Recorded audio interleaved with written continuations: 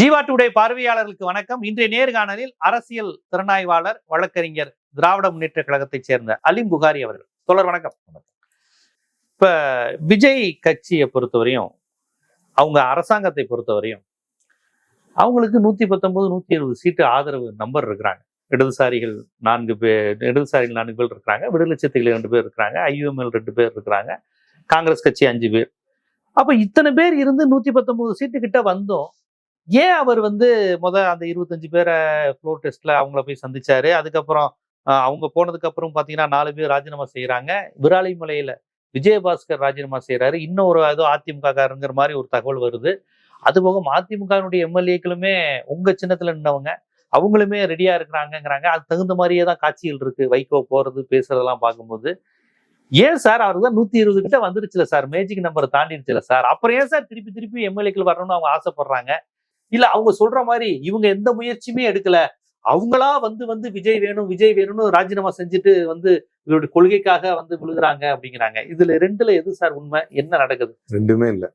விஜய் கம்யூனிஸ்டுகள், விசிக, முஸ்லீம் லீக் தன்னுடைய கூட்டணி கட்சிகளை நம்பவில்லை. இது நம்மளா சொல்லல. சமீபத்துல அண்ணன் திருமா அவர்களுடைய புதிய தலைமுறை முதற்கொண்டு மற்ற சேனல்ல அவர் கொடுத்த பேட்டிகள்ல எப்போ வேணாலும் வெளியேறலாம் அமைச்சரவையில இருந்து இல்ல, அது டைலாகா அவர் சொன்னது. நான் இந்த மாதிரி ஒரு பேட்டி கொடுக்குறேன், உடனே எனக்கு ஆதவ லைன்ல வராரு அப்படிங்கிறாரு. நீங்க கவனிச்சீங்கன்னா சொல்லுங்க. நான் இப்படி சொல்றேன், இப்படி சொன்னோன்னு அண்ணே ஏனே அப்படின்னு லைன்ல வராரு. அப்படின்னா என்ன எப்பவுமே உங்களை வாட்ச் பண்ணிக்கிட்டே இருக்கிறாங்க. 24 நேரம் என்ன பேசுறாரு, போயிடுறாரா, இருக்கிறாரா அப்படின்னு இவங்கள நம்பல. இது இந்த அசிங்கத்தை யார் உணரணும் அப்படின்னு சொன்னா கம்யூனிஸ்டுகளும் விசிக, முஸ்லீம் லீக் தான் இந்த அசிங்கத்தை உணரணும். இதை கடுமையாக கண்டிக்க வேண்டியது. சும்மா மேம்போக்காக தான் கண்டிக்கிறாங்களே தவிர, ஒரு மேல் பூச்சி பூசின மாதிரி அப்படி கண்டிக்கிறாங்களே தவிர, இது நீங்க எங்களுக்கு செய்யக்கூடிய அசிங்கம் அப்படிங்கிற வகையில அந்த வார்த்தைகள் இன்னும் அமையல.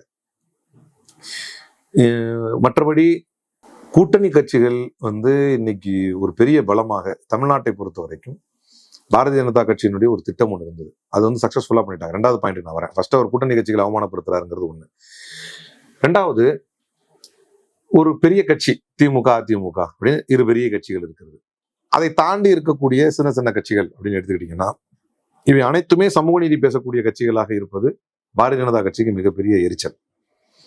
அப்ப இந்த கூட்டணியை உடைக்க வேண்டும், இதை சின்னாபின்னமாக்க வேண்டும் என்பது பிஜேபியே தெரிஞ்சு பண்ணிச்சா தெரியாம பண்ணிச்சா எனக்கு தெரியல. ஆனா அவங்களுக்கு சாதகமான ஒரு சூழ்நிலை இங்க உருவாயிருச்சு.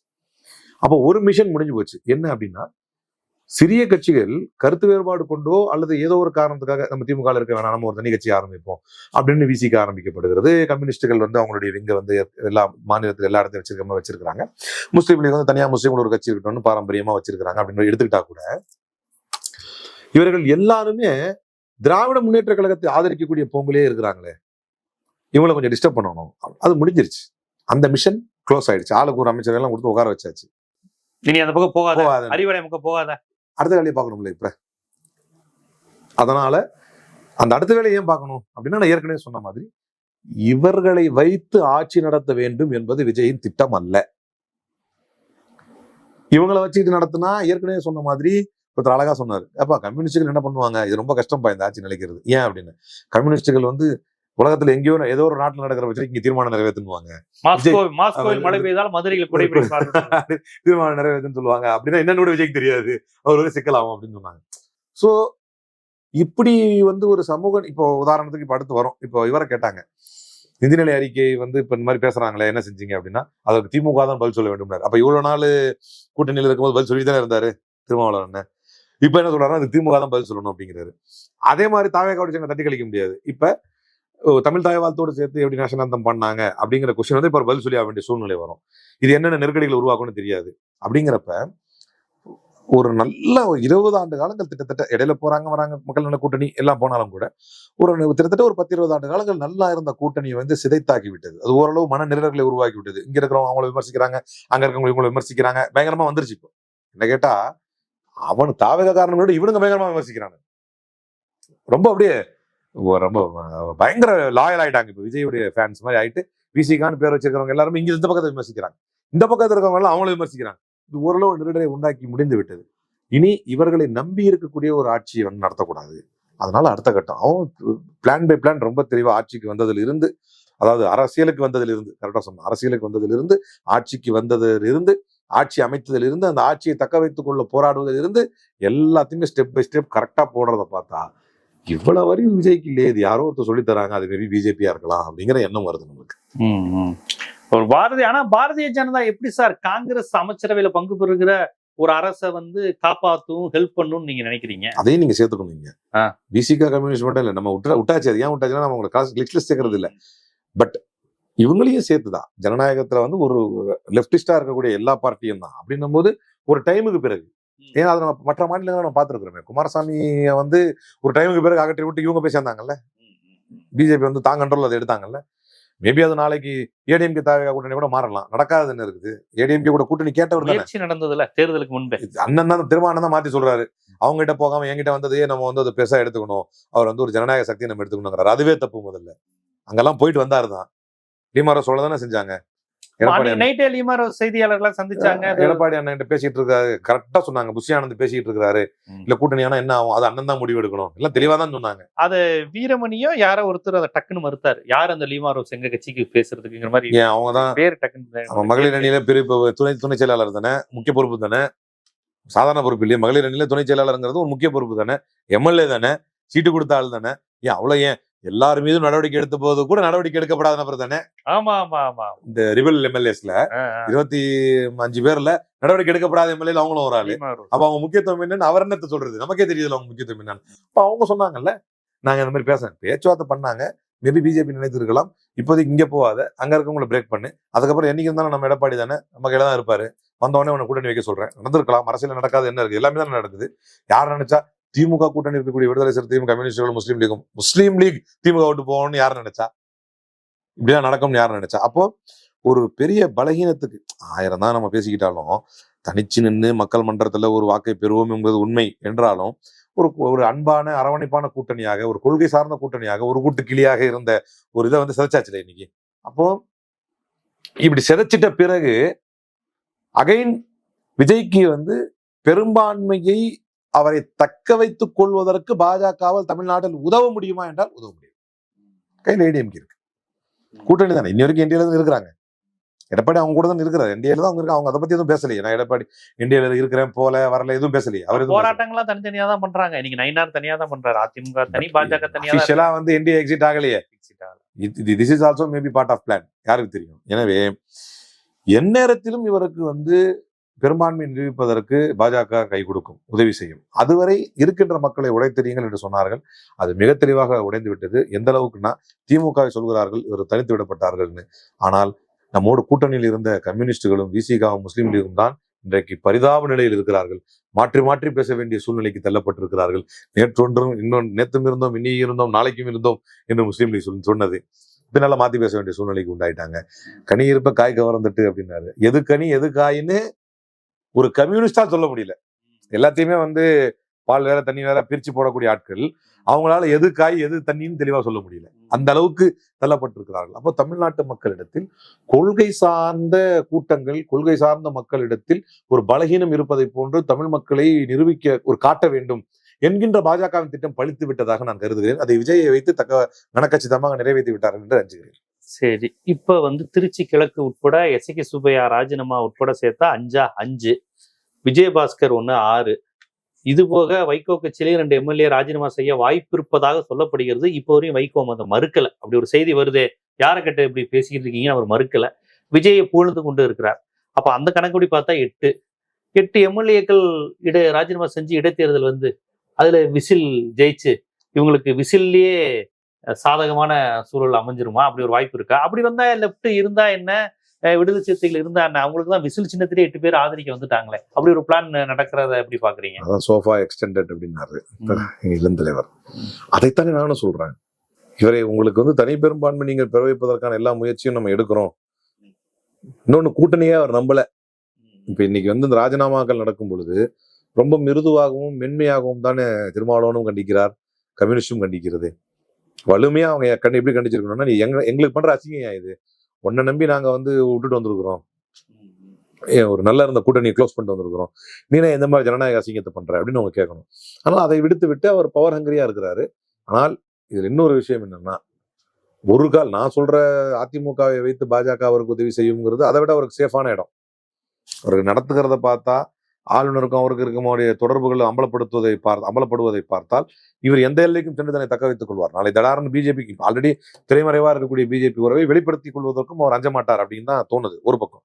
இன்னொன்னு ரொம்ப முக்கியமாக கவனிக்க வேண்டிய விஷயம் என்னன்னா, அவர் வந்து கால்குலேட்டிவா தான் இந்த ரிஸ்க் எடுத்திருப்பாரு. ஒருவேளை இந்த 8 தொகுதிகளில் ஒரு 4 நாம் தோற்றால், ஒரு 5 நம்ம தோத்தா, அந்த நேரத்தில் கம்யூனிஸ்டுகள் இவங்க நம்மளை வெளியே விட்டு போயிட்டா, அப்போ ஒரு ஸ்திரமற்ற நிலை உருவாகும் இல்லையா?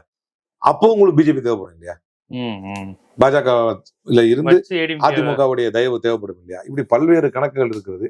இடைத்தேர்தலை பொறுத்தவரை ஒரு மாதத்தில் தலைவர் அவர்கள் சொல்வதை போல ஒரு அன்பாப்புலரான ஒரு கட்சி ஆட்சி என்பது இதுவாகத்தான் இருக்கும். ஒரு மாதத்தில் இவ்வளவு மக்களுடைய அதிருப்தியை பெற்ற, ஒரே மாதத்தில் இவ்வளவு அதிருப்தியை பெற்று இந்தியாவிலேயே ஒரு கட்சி வந்து விஜயுடைய கட்சியாகத்தான் இருக்க முடியும். அப்படிங்கிறப்ப இந்த இடைத்தேர்தல் என்னை பொறுத்தவரை மிகப்பெரிய பேரிடியாக, ஏன்னா இவர் ஜெயிச்சு வந்ததெல்லாம் எப்படி நமக்கு நல்லா தெரியும். இவரை யாருமே கண்டுக்கல. திமுக ஒரு பக்கம் சண்டை போட்டுட்டு இருக்கும்போது இவர் ஸ்னீக் இன் பண்ணிட்டார், உள்ள நேக்காடு உள்ள வந்துட்டார். இவங்க 2 பேரும் அடிச்சுட்டு இருக்காங்க.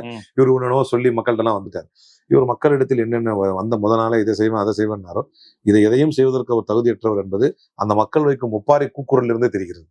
விஜயனா தலைகையில கட்டி போட்டு அடிப்பேன்னு சொன்னீங்களே, படத்துல வர மாதிரி ஜம்ப் பண்ணி வந்து அடிப்பேன்னு சொன்னீங்களே, ஒரு லேடி பேட்டி கொடுக்குறாங்க பாருங்க. படத்துல வர மாதிரி எங்களை காப்பாற்றுவாருன்னு நாங்க நினைச்சோம் அப்படிதான் சொல்றாங்க. இதெல்லாம் இந்த விரக்தி எல்லாம் மக்களுடைய மனசுல நல்லாவே உருவாகி இருக்குது. இடைத்தேர்தல் என்பது நமக்குமே நல்லதுதான் ஆகட்டுமே. இந்த இடைத்தேர்தல் மூலமாக எந்த அளவிற்கு how he has grown unpopular, எந்த அளவுக்கு அவர் மக்கள் மன்றத்திலே வந்து அதிருப்தியை சம்பாதித்திருக்கிறார் என்பதை நாம் தெரிந்து கொள்வதற்கான ஒரு வாய்ப்பு கூட இடைத்தேர்தலாக இருக்கும். அப்படி வருங்கிறீங்க. இன்னொரு புறம் என்ன சொல்றாங்க பாத்தீங்களா, விசிகாவிலிருந்து பனையூர் பாபு திமுக போயிட்டாரு, காங்கிரஸ்ல இருந்து அலிம் புகாரி திமுக வந்துட்டாங்க, இன்னைக்கு கூட காங்கிரஸ்ல இருந்து ஒரு பிரமுகர் வர்றாங்க, ஷானவாஸ் என்ன திட்டத்தில் இருக்கிறார் என்று தெரியவில்லை, அவரும் திமுக போக வாய்ப்பு இருக்கு. இதை வந்து சொல்றாங்க. பெஞ்சமின் போயிட்டாரு. பெஞ்சமினா முன்னாள் அமைச்சர், அவர் சாதாரண ஆள் கிடையாது, முன்னாள் அமைச்சர். எல்லாரோட வலுவான ஆள் இப்போ. ஆமா, இப்படி பலர் வந்து போயிட்டாங்க. அப்ப திமுகவுக்கும் வந்துகிட்டு தானே இருக்காங்க, அப்ப திமுகவும் அந்த வேலையை பாக்குதா அப்படிங்கிற விமர்சனத்தை வைக்கிறாங்களே.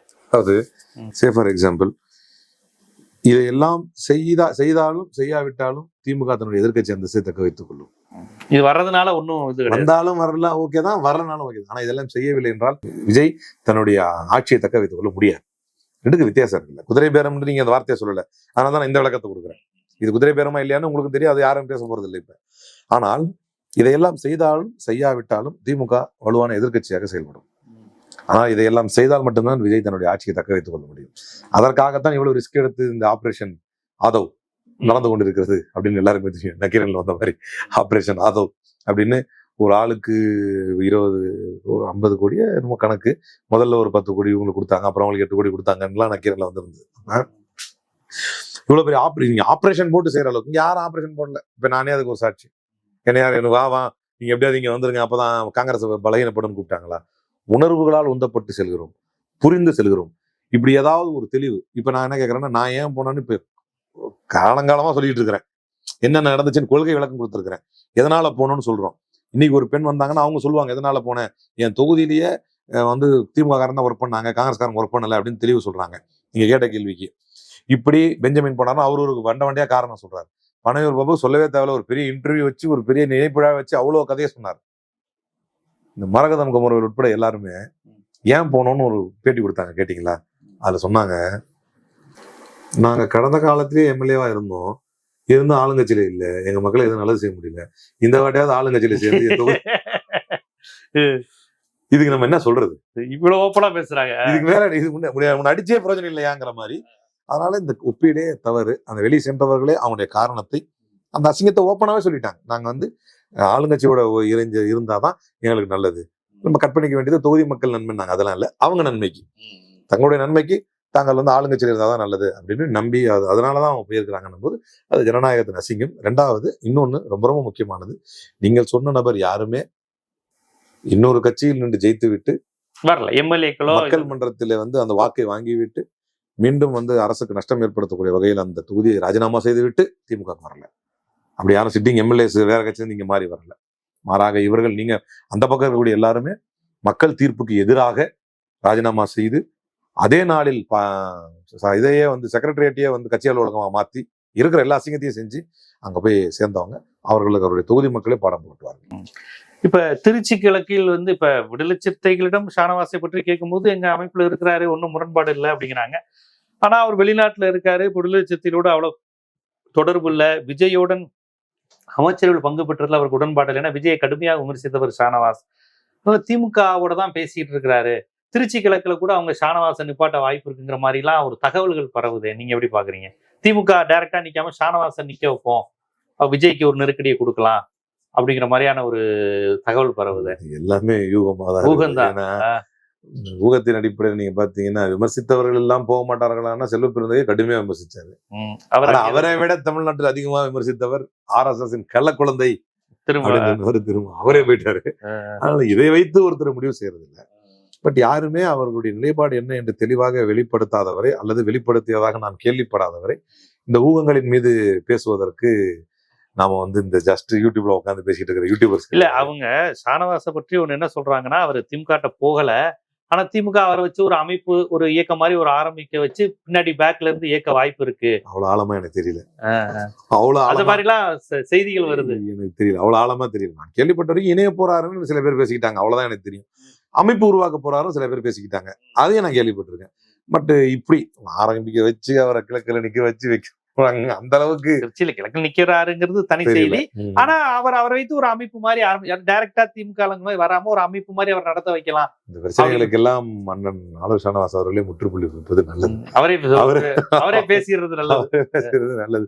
கொஞ்சம் அதிகமா போயிட்டு இருக்கு ஊகங்கள், சிந்தனைகள், கற்பனைகள்லாம் அவர் பேசிட்டா முடிஞ்சிருச்சு. அது இங்கதான் வந்துட்டாருன்னு நினைக்கிறேன். அந்த அபிவி இதுல கூட பார்த்த மாதிரி ஞாபகம் இருக்கு எனக்கு. அதனால அந்த படம் இதுல பாத்தீங்களா? நான் பாக்கல, அந்த இதுல பார்த்தேன். சரி. அந்த நிகழ்ச்சி Facebook நான் போயிருந்தேன். என்னுடைய கருத்தை சொல்லிட்டு நான் வந்துட்டேன். அவங்க கூட சேர்ந்து நான் படம் பார்க்கல, தலைவர்கள் கூட சேர்ந்து நான் தனியா மட்டும் போய் கருத்தை பண்ணேன். நான் முன்கூட்டியே பார்த்துட்டேன். எங்க டீமோட, எங்க அலுவலக வழக்கறிஞர் எல்லாரும் சேர்ந்து பார்த்தோம். பார்த்துட்டு வந்துட்டு அப்ப அவர் சொன்னாரு, கருத்தை நீங்க இன்னொரு நாள் எல்லாரோட வரும்போது சொல்லுங்கன்னாரு. அதனால நான் போய் சொன்னேன். ஆனா அதுல அவர் வந்திருந்ததா பார்த்தேன். அதுக்கப்புறம் கருத்து சொல்லியிருந்தாரு. ஏன்னா இப்ப திமுக உங்க கட்சி வட்டாரத்துல எப்படி பேசியிருப்பாங்கல்ல, இப்ப பன்னீர் பாபு வந்திருக்காரு, ஷானவாசும் வருவாருதான் கேள்விப்பட்டேன். நான் வந்து கட்சியில தான் இளைய போறாங்க மாதிரி கேள்விப்பட்டேன். இது கட்சிக்குள்ள, எங்க கட்சிக்குள்ள நம்ம கட்சிக்கு தான் வரப்போறாரு அப்படின்னு கேள்விப்பட்டேன். வெளியே இருக்கிறவங்க வந்து தனி கட்சி ஆரம்பிக்க போறாரு அப்படிங்கிற மாதிரி கேள்விப்பட்டேன். எது நடக்குதுன்னு தெரியுது. ஆனா யாரும் வந்து நீங்க அதாவது விஜயை வந்து சமாதானம் பண்ணிட்டு போவாரு அப்படிங்கிறது மட்டும் கேள்விப்படல. இதை இப்ப திருமாவளவன் சொல்ற மாதிரி எங்க கட்சி தான் இருக்கிறாரு, அவர் அதை ஏத்துக்கிட்டு தான் அவர் இப்ப வரையும் இப்படிதான் சொல்றாரு. அது மாதிரி கேள்விப்படல. அதை அவர் ஏத்துக்கிறாரு, அவர் அங்கதான் இருக்கிறாரு. இப்ப இவரு அமைச்சரா பதவி இருக்கிறப்ப வந்தாரு, அவர் காருக்கு வந்து கடைசி நேரத்துல இடம் கொடுக்கல, இதெல்லாம் வந்து இந்த மாதிரி தகவல்கள் நம்ம கேள்விப்படல. கண்டிப்பா பார்ப்போம். எல்லா கட்சியில இருந்து விலகுபவர்களும் சேர்பவர்கள் இருக்கிறாங்க. ஆனா சேர்பவர்களின் நோக்கம் என்ன, சேருவதால் என்ன ஆதாயம், அது மக்களுக்கா, கொள்கைக்கா, இயக்கத்திற்கா, இல்ல தனிநபர் நலனா, இது எப்படி புரிந்து கொள்ளணும் அப்படிங்கிறத அரசியலாவும் ஒரு அறமாவும் யதார்த்தத்துல என்னவா இருக்குங்கிறத ரொம்ப விரிவா பதிவு செஞ்சீங்க. நன்றி.